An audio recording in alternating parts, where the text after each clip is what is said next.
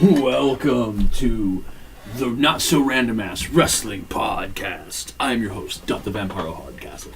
And the other host, Steel Man Christopher Steele. Alright, wrestling was okay this week. Not the greatest, it had some good news overall. Let's start with... No Barry in the lead. Well, let's go ahead and do the Ultimate Deletion. Right. You liked it. I thought it was stupid.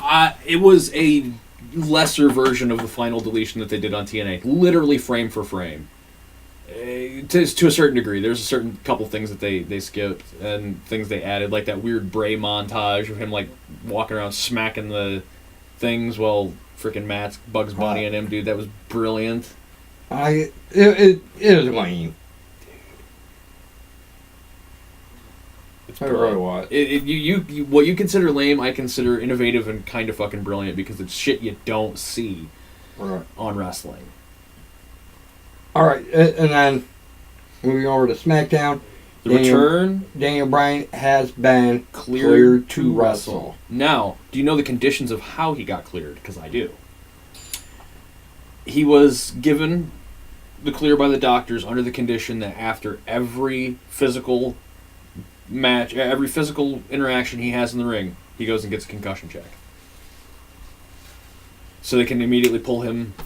So he had to have one Tuesday night. Yep. And he passed it with flying colors. Did you notice he did his kicks differently? The corner kicks. I didn't see the you know how typically he would run in, jump in the corner, and kind of land on his like shoulder and back area? This time he was bouncing and grabbing the top rope and swinging down and landing back on his feet. He's keeping himself from taking those hard bumps to the head. And it'll if he continues to change his moves around to take less head damage, he'll be fine. Shit can the headbutt. The innovator of the fucking diving headbutt even says it's a dumbass move. Freaking Harley Race is like, dude, if I'd have known what I was doing to myself, I would have fucking stopped that shit immediately. And then with what happened at the end of SmackDown, my belief is tag team match for Sami Zayn and Kevin Owens' jobs. Yeah. Again, tag team between them, Zayn and Owens versus McMahon and D-Bry. Yeah, I can see that working. McMahon and D-Bry win, and Sami Zayn and Kevin Owens are going back to Raw.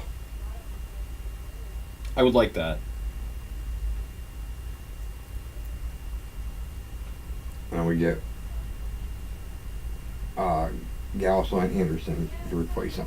I wouldn't mind that. I wouldn't mind also throw Rusev back over on Raw and bring Finn with them. All right. Do a 4-man Bullet Club and let them run roughshod over D-Bry and Shane for a little while. But then you got the setup. You wasted setup for when Dean comes back. The two team, the Bullet Club or Balor Club versus Shield will no longer be optional. Because it'd be on different shows.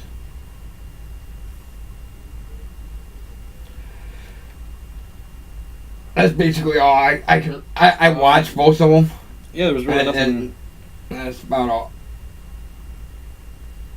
And surprisingly, kind of surprising, Mixed Match Challenge. Yes, I was expecting the streak to end. Just because it would have been a huge ratings boost for the Facebook watch. Right. And nothing would have really changed. She still gets her match at WrestleMania. Right. She wouldn't have had to been the one to take the loss. Right, and Miz would have taken a loss. Her streak might be over, but not completely. They can say, hey, she hasn't lost him. Been pinned, submitted. Right. Exactly. That'd be my point too. She didn't lose, so no loss would come from it. But they're counting counting the mixed match challenge, so obviously Asuka and Miz are gonna win that. Which this week will be the Road Warriors, Charlotte and Bobby Roode versus Sasha and Finn. I'm gonna say Miz and Asuka. Or wait, no. it's gonna be the Road Warriors. The Road Warriors versus. I think the Road Warriors will go on to face Asuka and Right. Miz. And then lose. And then lose. Yes. Do you think Roode will win back his title? WrestleMania? Yeah, probably. And Triple Threat? Yeah, I wouldn't doubt it. I would say he does by pinning Corbin. Randy Orton won't even be in the decision. No, or Orton won't be. It'll be Roode getting the pin on Mahal. Or Mahal, yeah.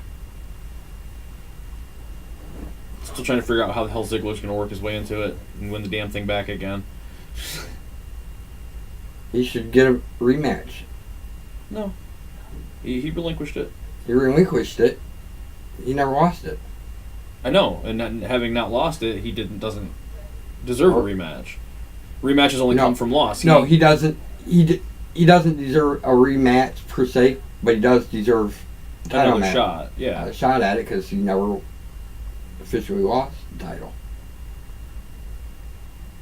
because he relinquished it. Right. Most people, when they get injured and leave and have to relinquish the title, get match. Right. Get back. Except for Finn Balor. Yeah, Finn's never going to get that shot. Not when Brock's still around.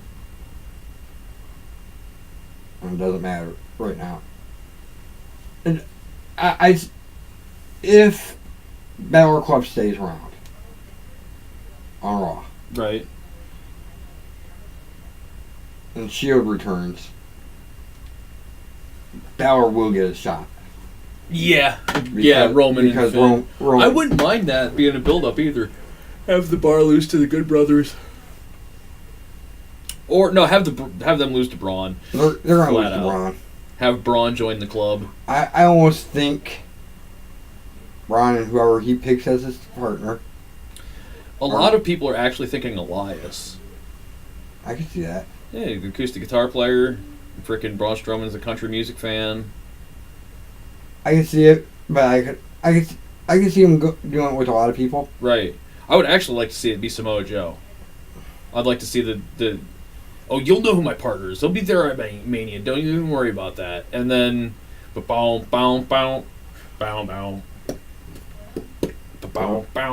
out comes Joe, and it's just like, oh crap, who will take these titles off? It's Alexa Bliss. Right. As I say, I've been putting that all over Facebook. People are like, who do you think his partner should be? I'm like, well, there's only one choice. Team Little Big all the way.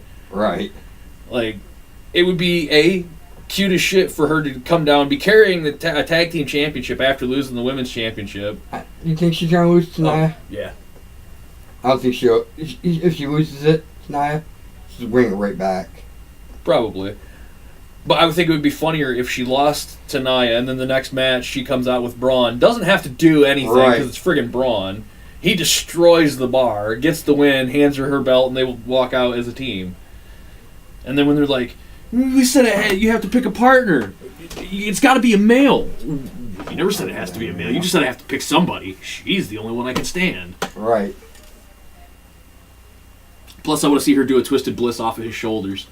I can see that. Besides that'd be nice to have the first ever women tag team. Right, the first ever woman tag team champion, first ever intergender tag team champions. And not a woman holding the male tag team titles. That'd be great. I'm totally not opposed to that. That's the reason I think they would do it, is because another historic moment made at WrestleMania. It would be perfect. Actually, nobody comes out. My partner's running late. Let's start the match. Right. And then boys comes out. They'll be here. Don't worry. She just comes out on like a fucking Razor scooter or like a little Vespa. She gets the victory. Yeah, Twisted Bliss off the top onto Cesaro. Just comes out at tags him in, tags it, and does Twisted Bliss off of his shoulders onto Cesaro. I say Cesaro because Sheamus has not got much time left in his career, and taking big bumps like that is not going to be conducive to his spinal stenosis. That's another reason I don't think the Bar is going to retain. Ooh, that would be a great twist, dude. Yeah, I got my partner. Match starts. It's fucking Cesaro. Like it's Braun and Cesaro squaring off, and like they circle around, and Cesaro gets out on the other side and stands on the apron. And Sheamus just like, what the? It's Sheamus and Cesaro, or Sheamus and Braun start off the match. They go in the circle. While they were going at Cesaro, no, Sheamus goes to tag him. Cesaro jumps down, goes to the other side, hops up, tags himself in against Sheamus. It would make sense. It would make a lot of sense. I really hope he just wins him by himself. Honestly, I hope he is the first ever solo tag team champion. And they're like, you need a partner. He's like, this one is this one's partner. That's all I need. Right. It's actually 3-on-1. him, and me. But yeah, it could be a lot of people, but Elias was one that was thrown about. Seth Rollins was one name that I saw in there. I'm like, that would not be a terrible combination. Right. It wouldn't be a bad combination, but I don't see it. Power and strength vibe. It would be a great place for Seth right now until the Shield comes back. It would also give the Shield an amazing fucking ally in Braun Strowman. I would love to see him in full freaking SWAT gear behind Roman. Like, and it's just like, oh, crap. Another name that popped up because he also got cleared Tuesday, Big Cass. That would be a fucking another team. It'd be like the Samoa Joe thing. Like, once the belts are on him, who's going to get it off him? I don't see Big Cass, because Big Cass, I think, wants solo. He's fresh off an injury. They're probably going to throw him in a tag unit for a little while, and then throw him he'll probably be the reason they would lose the tag titles, and then it would become Strowman and Cass for a little while, just to keep them both hot. I just hope that when Cass comes back, he steals Enzo's theme song and they take his fucking voice out of it. No, it's just a whoop, whoop, whoop, whoop, boom. Right. Because as soon as that music hits, people are going to be like, what the fuck? And then Big Cass comes walking out, everybody's going to be like, oh, hey, no. As much as I liked Enzo, he did get on my fucking nerves so much. And not a word has been heard from him. He was a good mouthpiece. Nothing on Twitter. Nothing. Like, Enzo is persona non grata. Like, just non-existent anymore. And it's kind of sad because nothing was really proven yet. But you go that silent that fast after being a loudmouth asshole for fucking 6 months. Makes you look awfully guilty. Couple of years. Right. Yeah, he hadn't shut his fucking mouth in like 3 years, has he?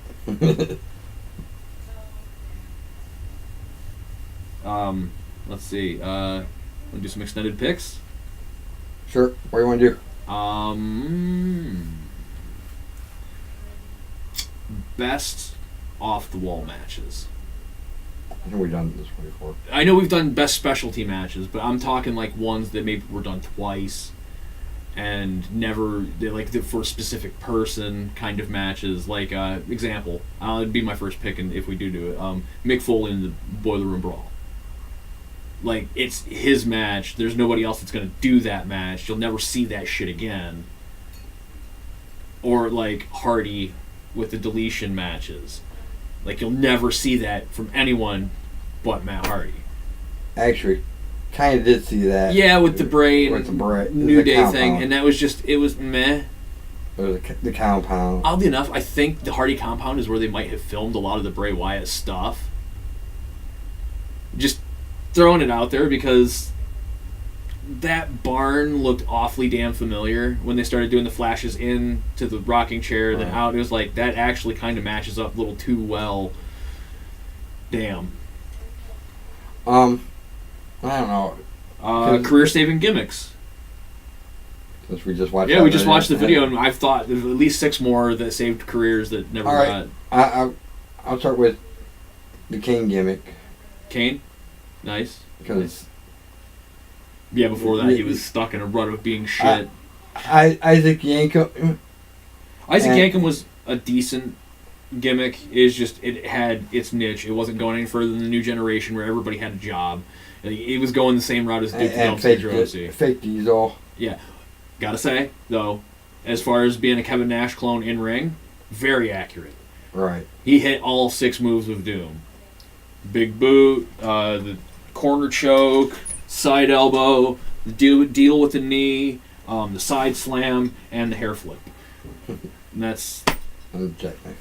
I'm talking the like non-finisher moves. Right. Like for Cena, you'd rattle off like 5-knuckle shuffle, that weird powerbomb side sit-out thing he does, the hell's that springboard stunner he seems to never use anymore, which if he just mastered it would be a great move. Someone needs to steal that and do it right. Actually, I think the reason he stopped doing it is he saw Ember Moon hitting the Eclipse and was just like, ooh, she does that way better than I'll ever do it. All right. So your first? My first gimmick that saved a career, I'm going to have to go with X-Pac. Damn it, that was my next one. Like, because he was on the way out, man. 6 was a good gimmick, but having been shit canned, he wasn't going to come back as 1-2-3 Kid. 1-2-3 Kid was long gone. Wasn't a bad gimmick, but it wasn't a good gimmick either. Definitely wasn't a good gimmick. Damn, I was just about. That was going to be my next one. Damn it, because it really did. It did save his career. Immensely saved his career. It defined his career. It rocketed his career into a whole different strata of where he was initially. Like, he was the jobber. He was the little guy that was going to get his ass tossed around. And becoming X-Pac, he became that little scrappy dude that's going to tear down, going to kick your knees out from under you. Or as Owen put it, kick your leg out from under your leg. Damn, that was like I said, that was going to be mine. How about...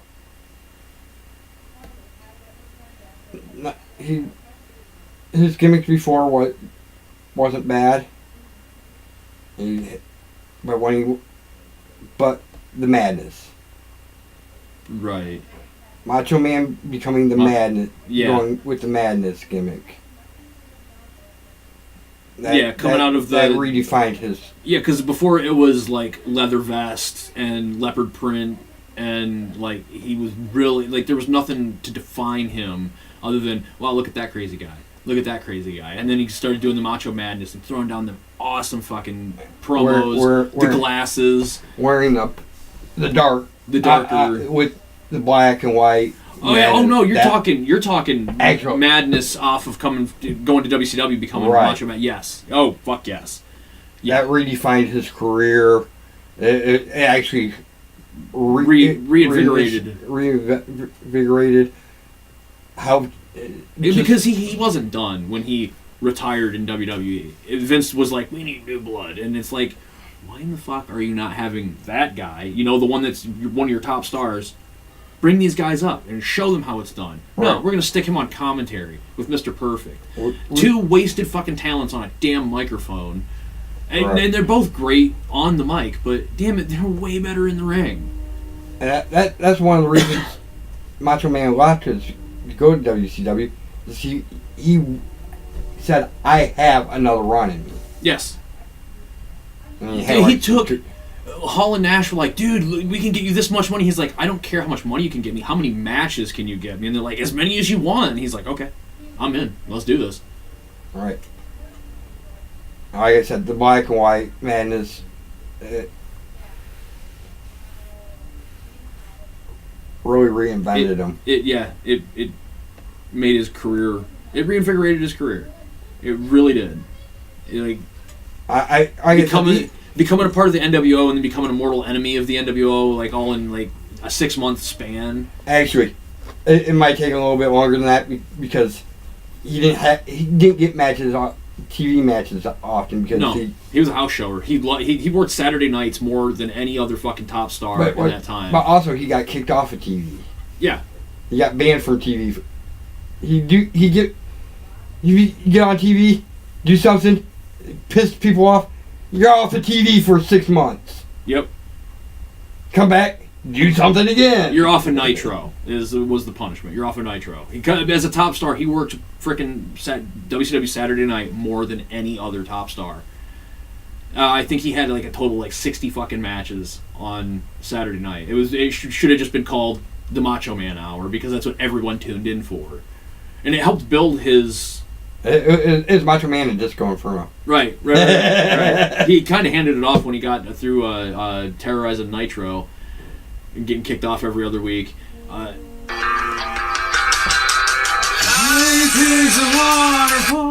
really want someone to use that as a theme song. That'd be great.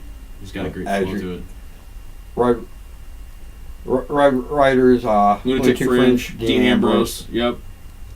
Come on, Triple H, make it happen. Make it happen. All right.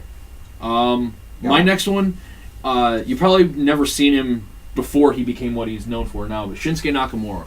When he started wrestling, he was like Hideo Itami. Very, like, typical trunks, walk to ring real slow, very, bow and do his whole, like, shtick. And then, like, something happened. It just came out of left field. He was not given this gimmick by anybody. He just decided, I'm going to start wearing crazy leather outfits and just acting like a goof.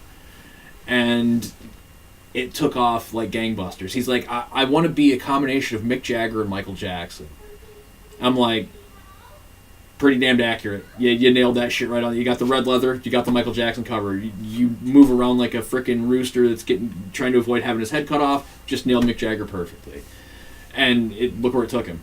Out of Japan to a worldwide... Even before he left Japan, he was a worldwide star. Like, people knew who the fuck Shinsuke Nakamura was. This is what drew me back to Japanese wrestling. I kept seeing these videos of Shinsuke Nakamura kicking people's fucking heads off. I'm like, whoa, this shit got real fast. Alright, so my last one, I'm going to go with Gallows. Yes, from Festus to what he's got now. Yes. Doing the Gallows persona. The Independents have made a lot of people better in this current generation. Because it's not that he was a bad wrestler, it's just he kept getting saddled with shit gimmicks. You're going to be Festus, and then he goes works for TNA, comes back for like 6 months. We're going to make you fake Kane. Which seems kind of weird that there's a fake Kane, and Kane was a fake Diesel. And like, at some point I'm expecting Diesel to, like, Kevin Nash to have been a fake something else. Which he kind of was, because he was one of the Master Blasters and he took Sid's spot. And so it's like, yeah, he was Master Blaster Steel, and that was Sid's gimmick, was Master Blaster Steel. So, like, everybody has ripped off someone, not even ripped off, but handed, here, you're going to be this guy. What? But that's not, fine.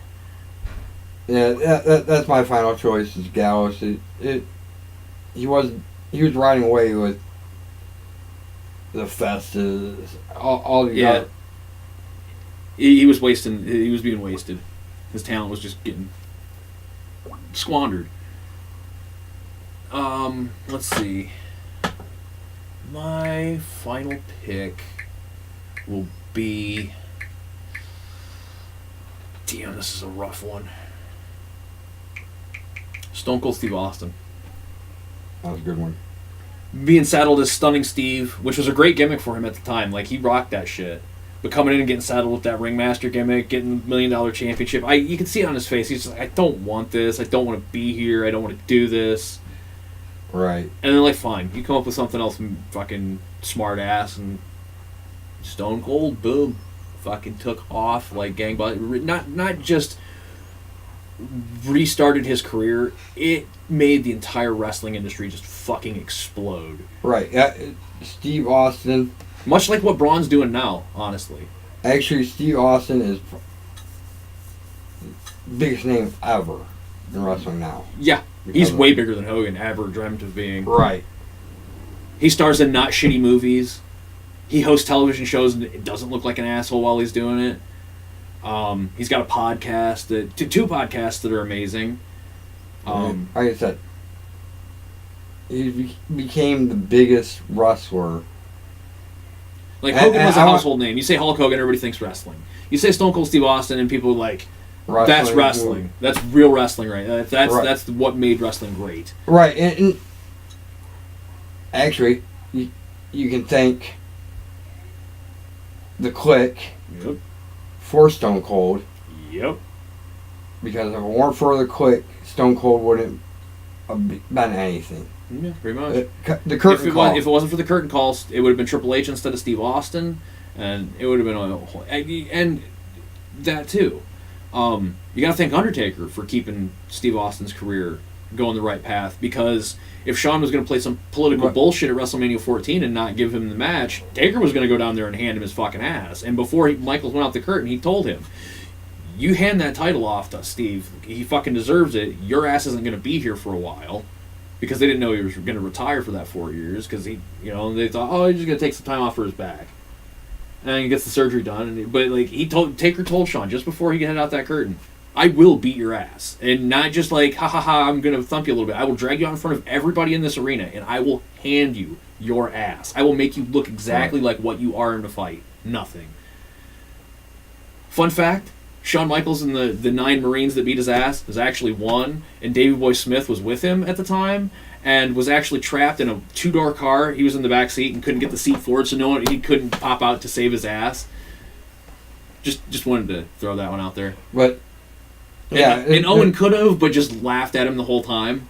That would be something I would want to talk to Triple H about, if the curtain call incident, or like what he would think.